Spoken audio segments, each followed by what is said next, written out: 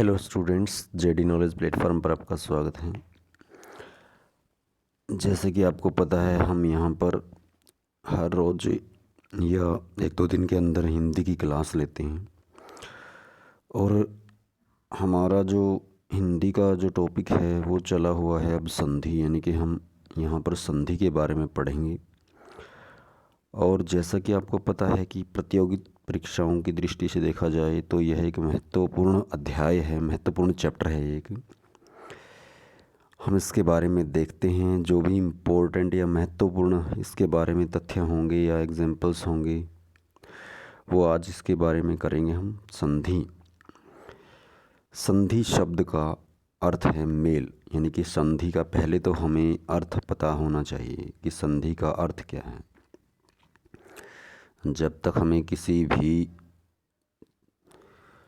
चीज़ की परिभाषा नहीं पता होगी तब तक हम उसके बारे में कुछ भी क्लियर नहीं बोल सकते। यानी कि संधि शब्द का अर्थ क्या है? दो समीपवर्ती वर्णों या ध्वनियों के मेल से जो विकार या परिवर्तन होता है वह संधि कहलाता है। वह क्या कहलाता है? संधि कहलाता है। यानी कि यहाँ पर संधि का मेन वो क्या है कि यहाँ पर परिवर्तन होता है जब दो वर्ण या ध्वनियाँ आपस में मिलती हैं। जैसे यहाँ पर हम देखते हैं देव प्लस आलय, यानी कि देव प्लस आलय क्या बन गया? यहाँ पर ए, यहाँ पर वह है जो वह में जो ए मिला हुआ है, वह के अंदर जो ए मिला हुआ है, देखिए ध्यान से, ये चीज़ समझाने की कोशिश करेंगे हम यहाँ पर। और आलय का आ और आलय का आ मिलकर यहाँ पर क्या बन गए हैं? आ बन गए हैं। यानी कि देव प्लस आलय क्या बन गया? यहाँ पर देवालय बन गया, देवालय। तो अब हम आगे देखते हैं इसके बारे में। इसके कुछ एग्जाम्पल यहाँ पर दिए हैं। जैसे देवालय से आगे है आपका दु प्लस गुण, यानी कि दुर्गुण, जहाँ पर विसर्ग के साथ गै का मेल होने से रै बन गया है। दुर प्लस गुण, यानी कि दो प्लस गुण होने से दुर्गुण बन गए हैं। अब अगले पे चलते हैं। जगत प्लस नाथ, यहाँ पर तय प्लस न से न बन गया है जगन्नाथ। नर प्लस ईस नरेश, यानी कि यहाँ पर किसका मेल हुआ है? यहाँ पर नरेश के अंदर देखिए किसका मेल हुआ है? रै का ए और ईश का ई, यहाँ पर ए बन गया है। अब आगे चलते हैं हम संधि के भेद, यानी कि संधि के कितने भेद हैं? संधि के कितने भेद हैं अगर क्लियरली देखा जाए तो संधि के 3 भेद हैं। संधि के 3 भेद मुख्य कौन कौन से हैं? पहला है स्वर संधि, दूसरा है व्यंजन संधि, तीसरा है विसर्ग संधि। हमें संधि के बारे में जानने से पहले इसके भेदों के बारे में जानना जरूरी है। भाई इसके जो भेद हैं वो कौन कौन से हैं, आगे इनके भी पार्ट होंगे और इनकी कैसे पहचान कर सकते हैं हम, तो सभी चीज़ें आगे क्लियर करेंगे हम। इसके बाद आता है स्वर संधि। पहले पे आता है स्वर संधि कि स्वर संधि है क्या। यानी कि यहाँ पर 3 प्रकार बताए गए हैं संधि के और उनमें से पहला है स्वर संधि। अब हम स्वर संधि के बारे में डिस्कस करेंगे। यहाँ पर स्वर संधि, जहाँ दो स्वरों के परस्पर मेल से, दो स्वरों के, जहाँ पर देखिए स्वर संधि जैसे नाम से ही पता चलता है स्वर, यहाँ पर किसका मेल हो रहा है? यहाँ पर स्वरों का मेल हो रहा है। जहाँ पर दो स्वरों के परस्पर मेल से जो विकार या परिवर्तन होता है वह स्वर संधि कहलाता है। जैसे वर्ग प्लस आकार, वर्गाकार, यहाँ पर ए और आ का मेल होने से क्या बन गया? आ बन गया। भारत प्लस इंदु, भारतेंदु, ए प्लस ई होने से क्या बन गया? ए बन गया। इस प्रकार ये कुछ एग्जाम्पल थे इसके। हम इसके आगे स्वर संधि के भेद पढ़ेंगे कि स्वर संधि के भेद कितने हैं। देखिए पहला भेद है जो स्वर संधि का वो क्या है? स्वर संधि का पहला भेद है दीर्घ संधि, उसके बाद आता है गुण संधि, उसके बाद आता है वृद्धि संधि, यण संधि, और 5वां भेद है इसका अयादि संधि। पहले भेद के बारे में पढ़ते हैं दीर्घ संधि। दीर्घ संधि क्या है? जैसे नाम से ही पता चलता है दीर्घ। दीर्घ क्या होता है? दीर्घ मतलब होता है बड़ा। दीर्घ का मतलब क्या होता है? बड़ा। यानी कि जैसे दीर्घ से ही पता चल रहा है हमें यहाँ पर। दीर्घ संधि में क्या होता है? हर्स्व या दीर्घ ए आ ई उ ऊ के पश्चात एक जैसे हर्स्व स्वर या दीर्घ स्वर, जैसे एक जैसे, यहाँ पर ऊपर वाले और नीचे वाले को हम अगर ध्यान से देखें तो ये कह रहा है कि एक जैसे ए आ ई उ आ जाएं तो ये दोनों मिलकर दीर्घ अर्थात आ ई उ हो जाते हैं।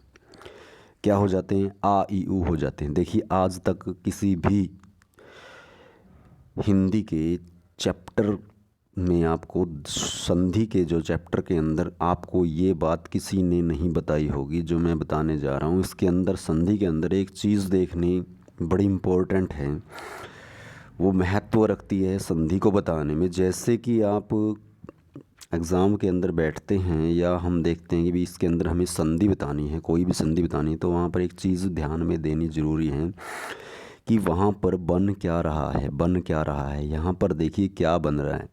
यहाँ पर दीर्घ दीर्घ स्वर बन रहे हैं आ ई और उ।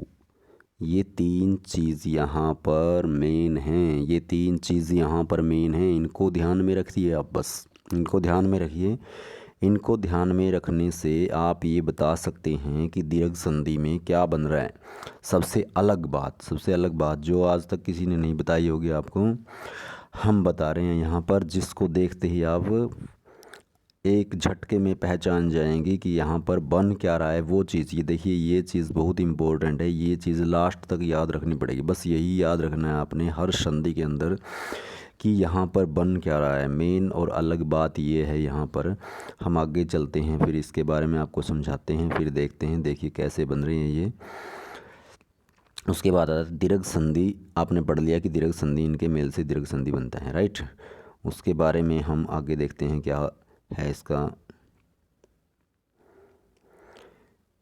जैसे ही आप इसके एग्जाम्पल्स को पढ़ेंगे, ठीक है, हम इसके एग्जाम्पल्स पे चलते हैं। अब उदाहरण पे चलते हैं। जैसे ए प्लस ए, हमने कहा कि ए प्लस ए आ हो गया है ना।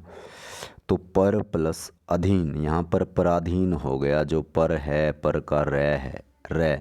हम सोचते हैं कि यहाँ पर ए कहाँ से आया, रै। प्रत्येक व्यंजन के अंदर ए मिला होता है। जब हम इसके टुकड़े करते हैं तो प्रत्येक व्यंजन में क्या होता है? ए होता है। देखिए यहाँ पर ए, जो इसका ए है और अधीन का जो ए है, यानी कि अधीन का जो ए है और इसका जो ए है, दोनों को मिला दिया जाए तो क्या बन जाएगा? आ बन जाएगा। दोनों को मिला दिया जाए तो क्या बन जाएगा? आ बन जाएगा। तो रै प्लस आ, यहाँ पर क्या हो गया? रा हो गया। यहाँ पर देखिए रै का जो ए था और यहाँ पर पीछे इसके अंदर जो मिल गया आ, यहाँ पर देखिए ये रै के अंदर भी ए मिला हुआ है वैसे देखा जाए तो, ठीक है। आपने ये बात ध्यान में रखनी है। तो यहाँ पर क्या बन गया? ये बन गया रा, पराधीन बन गया। यहाँ पर रै और आ का जोड़ रा में चेंज हो गया और यहाँ पर पराधीन शब्द, एक नए शब्द का निर्माण हो गया। बस ये चीज़ हमें ध्यान में रखनी है। इसके कुछ एग्जांपल्स हैं, हम पढ़ते हैं एग्जांपल्स के बारे में, कुछ इसके बारे में, जिससे आपका ये और भी क्लियर हो जाएगा। इसके कुछ और एग्जांपल हैं हमारे पास। जैसे हम देखते हैं ए प्लस आ मिलकर, अगर ए में आ मिल गया तो क्या बन गया? आ बन गया। जैसे पुस्तक प्लस आलय, पुस्तकालय बन गया। यहाँ पर पुस्तक के जो कै में ए शामिल है, पुस्तक के जो कै में क्या शामिल है?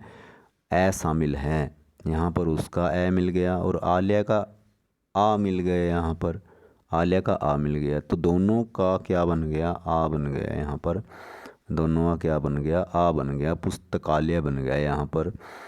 ऐसे ही हम हर एग्जाम्पल को समझ सकते हैं।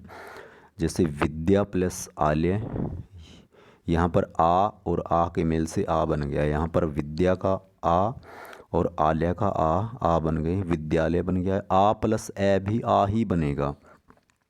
जैसे यथा प्लस अर्थ, आ प्लस ए अर्थ का ए मिल गया तो ये भी आ बन गया, यथार्थ। ई प्लस ई बड़ी ई बनेगी। ठीक है, आप इसको समझने के लिए छोटी ई और बड़ी ई बोल सकते हैं। ये बड़ी ई बोलते हैं हम, ये छोटी ई बोलते हैं हम। जैसे ग्रामेटिकल तौर पर अगर देखा जाए तो ये सही नहीं है, लेकिन अपने आप को समझाने के लिए हम ऐसा बोल सकते हैं। ठीक है, तो यहाँ पर जो मुनि का ई है ये वाला ई है जो, और इंद्र का जो ये ई है ये वाला ई है, ये मिलकर दोनों में ये ई बन गई, दोनों में ये वाली ई बन गई। और इसकी मात्रा कौन सी होती है, ये वाली मात्रा होती है इसकी। देखिए मुनिंद्र। अब यहाँ पर जो ई है और बड़ी ई है दोनों मिल जाने पर परीक्षा, परीक्षा की छोटी ई और इसकी इच्छा की बड़ी ई मिलकर क्या बन गई, ये बन गई री, परीक्षा। राइट, समझ में आ रहा है ना सभी को। जैसे बड़ी ई प्लस छोटी ई मिलकर भी बनना ई ही है, पत्नीच्छा, यानी कि ई, यहाँ पर ई दोनों मिलकर क्या बन गए, पत्नीच्छा। पत्नी प्लस इच्छा, पत्नीच्छा। यहाँ पर ई प्लस ई बनकर मही, मही प्लस ईश्वर, महीश्वर, महीश्वर। हर एग्जाम्पल को आपने ध्यान से पढ़ना है, ध्यान से पढ़ के समझना है, तभी हमारे समझ में आएंगे। जितने ज़्यादा से ज़्यादा एग्जाम्पल हम पढ़ने की कोशिश करेंगे उतने ही समझ में आएंगे हमको। जितने ज़्यादा एग्जाम्पल हम पढ़ने की कोशिश करेंगे उतने ही समझ में आएंगे। एग्जाम्पल्स से ही इसको अच्छे प्रकार से समझा जा सकता है, बिना एग्जाम्पल के हम इसको नहीं समझ सकते। एग्जाम्पल ही है जो हमें अच्छी प्रकार से इसके बारे में बता सकता है। यहाँ पर देखिए इस ई के और इस ई के मिलने से ये ई बन गया, मही प्लस ईश्वर, महीश्वर। अब आती है ऊ की बारी। ऊ में कोई भी ऊ मिले, यानी कि बनना क्या है, बड़ा ऊ बनना है, ये बात ध्यान में रखनी है। सु प्लस उक्ति से शुक्ति बन गया। सिंधु प्लस ऊर्मी, सिंधु का ये वाला ऊ यहाँ से मिल गया, और ऊर्मी में जो बड़े वाला ऊ है यहाँ से इसको मिलकर क्या बनेगा, ये ऊ बनेगा, सिंधूर्मी बनेगा। राइट। उसके बाद आता है वधूत्सव। वधूत्सव में भी वही फॉर्मूला होता है, और भू ऊर्जा, भू ऊर्जा में भी वही फॉर्मूला होता है। तो हमें मेन चीज़ क्या है याद रखनी है, यहाँ पर मेन चीज़ हमें याद रखनी है कि दीर्घ संधि के नाम से ही पता चल रहा है। जैसे दीर्घ संधि, जैसे एक बार फिर बता रहे हैं आपको कि दीर्घ संधि की जैसे नाम से ही पता चल रहा है, नाम से ही पता चल रहा है कौन सी संधि है, दीर्घ संधि है। दीर्घ संधि, दीर्घ स्वर हमें पता ही है कि ये तीनों दीर्घ स्वर हैं, बन क्या रहे हैं, आ, ई और ऊ, तीनों के तीनों दीर्घ स्वर हैं जो ये बन रहे हैं। बस ये चीज़ आपने ध्यान में रखनी है कि संधि में बन का क्या रहा है। आज की इसकी क्लास में अपना दीर्घ संधि का ही हम क्लियर करेंगे, क्योंकि ज़्यादा लंबी क्लास हो जाएगी फिर। अगर ज़्यादा लंबी क्लास लेके जाएंगे तो फिर अगले वाली संधि है जो अगले वाली क्लास में करेंगे। तो आशा है आपको सभी को पसंद आई होगी क्लास। तो पसंद आई है तो ज़रूर इसको आप शेयर करें, लाइक करें, और अगर कोई कमी है तो वो भी बताएं। ठीक है, ओके फ्रेंड्स।